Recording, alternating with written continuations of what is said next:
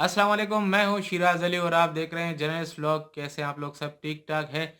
आज मैं हाजिर हूँ एक नई वीडियो के साथ।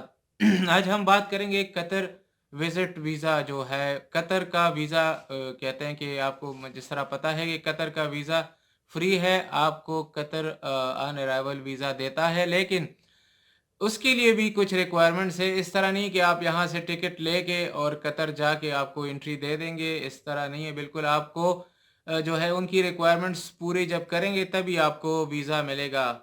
मैं अपना एक्सपीरियंस आपके साथ शेयर करता हूँ, क्योंकि शायद आपको भी कुछ आप अगर ट्रैवल करना चाहते हैं तो कतर, तो आपको भी कुछ मतलब बातें मैं बता दूँ। तो सबसे पहले मैं आपको ये बता दूं कि उनकी रिक्वायरमेंट्स ये है कि आपके जो है ना, आपके पास क्रेडिट कार्ड होना लाजमी है।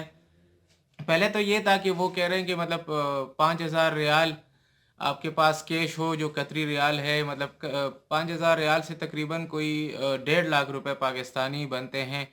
तो पहले ये था कि 1.5 लाख रुपए आपके पास कैश हो, मतलब 5,000 रियाल, तो आप कतर जा सकते हैं टिकट लेके।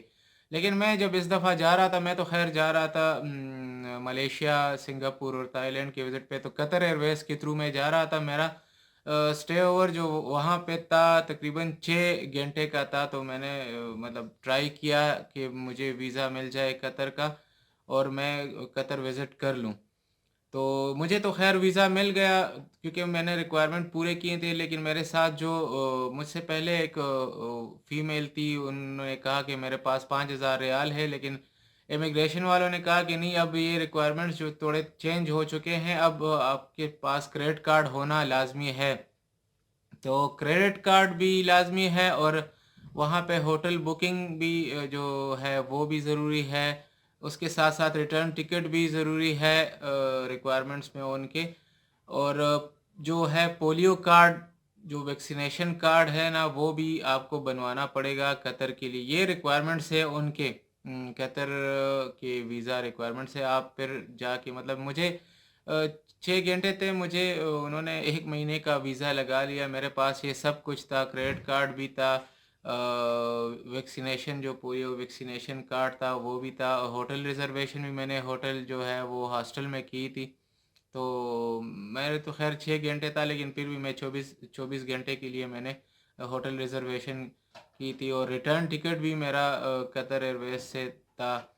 तो मुझे वीज़ा आसानी से मिल गया था। लेकिन ये है कि फ़्री वीज़ा है, आपको 1 महीने का वीज़ा आपको बिल्कुल फ्री देते हैं, कोई चार्जेस उसके नहीं है।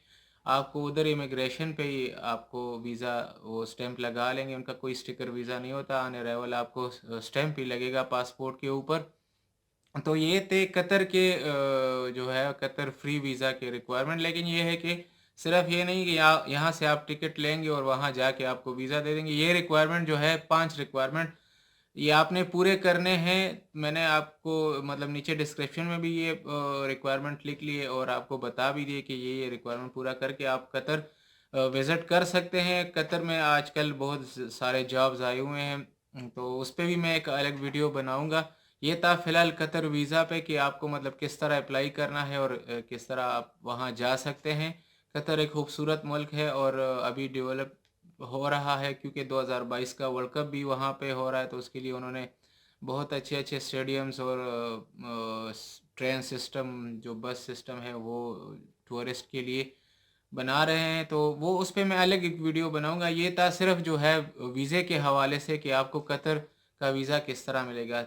Thank you so much. आप काइंडली सब्सक्राइब करें और बेल का जो बटन है वो प्रेस करें, ताकि और भी नोटिफिकेशन आपको आ जाए। मैं और भी वीज़ों पे आपके लिए वीडियो लेके आऊँगा, आपके साथ जो है सारी इन्फॉर्मेशन शेयर करूँगा। Thank you so much for watching.